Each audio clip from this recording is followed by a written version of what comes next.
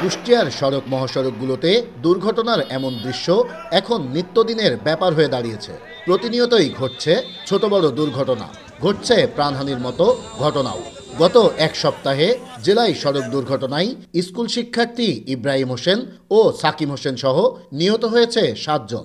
হাসপাতাল ও পুলিশের তথ্য মতে গত 30 দিনে জেলায় 100টির অধিক সড়ক দুর্ঘটনায় প্রাণ গেছে 26 জনের, আর আহত হয়েছে 100 জনেরও অধিক। ফলে মৃত্যুপুরীতে পরিণত হয়েছে জেলার সড়ক মহাসড়কগুলো, জানিয়ে আতঙ্কিত জেলাবাসী।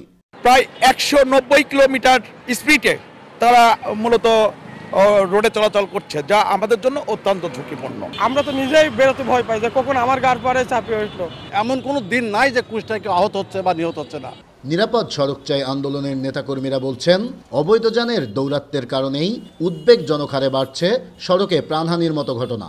এর জন্য প্রশাসনের নিষ্ক্রিয় ভূমিকাকেই দুষছেন তারা। নিষেধাজ্ঞা অমান্য করে সড়কে কিন্তু এই অবৈধ যানগুলো চলাচল করছে। পুলিশ কিন্তু পুলিশের চোখের সামনেই। কুষ্টিয়া জেলা প্রশাসকের কার্যালয়ে প্রস্তাব তুলেছি, সবাই সম্মতিতে গৃহীত হয়, কিন্তু জেলা সভাকক্ষের কার্যালয় থেকে যায়। তবে হাইওয়ে পুলিশ বলছে, সড়কে দুর্ঘটনা রোধে অবৈধ যানের বিরুদ্ধে নিয়মিতই অভিযান পরিচালনা করছেন তারা, দিচ্ছেন মামলাও।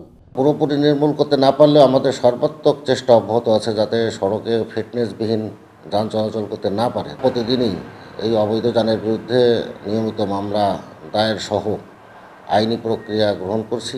সড়ক মহাসড়কগুলোতে অবৈধ যান বন্ধ করতে পারলেই কমবে দুর্ঘটনা সহ প্রাণহানির মতো ঘটনা। তাই এসব অবৈধ যান বন্ধে প্রশাসনকে আরও কঠোর হওয়ার তাগিদ সাধারণ মানুষের। নাহিদ হাসান তিতাস, দেশ টিভি, কুষ্টিয়া।